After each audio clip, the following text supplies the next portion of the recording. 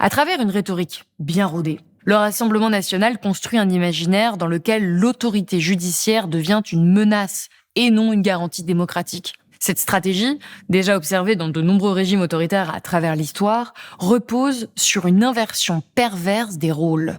Les institutions qui protègent les libertés sont accusées de les trahir. En s'attaquant aux magistrats, en refusant de reconnaître la légitimité des décisions de justice et en provoquant des menaces à leur encontre, l'extrême droite française participe à une forme de trumpisation du débat public. Ce processus ne vise pas seulement à défendre un parti ou une candidate. Il cherche à affaiblir la structure même du droit, pour potentiellement mieux la remplacer par un pouvoir autoritaire, vertical, où la justice devient un instrument du pouvoir et non sa limite. Et c'est cela aujourd'hui qui est en train de se jouer autour de la condamnation de Marine Le Pen. C'est la préparation des esprits.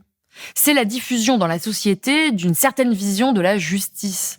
Une justice qui serait détachée du peuple. Une justice qui ne ferait pas son travail.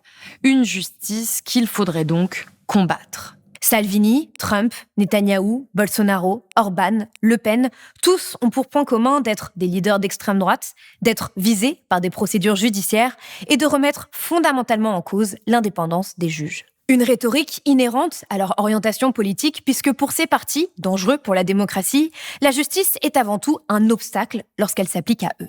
Et c'est l'une des raisons pour lesquelles de nombreux gouvernements d'extrême droite à travers le monde ont engagé des réformes de la justice une fois arrivés au pouvoir.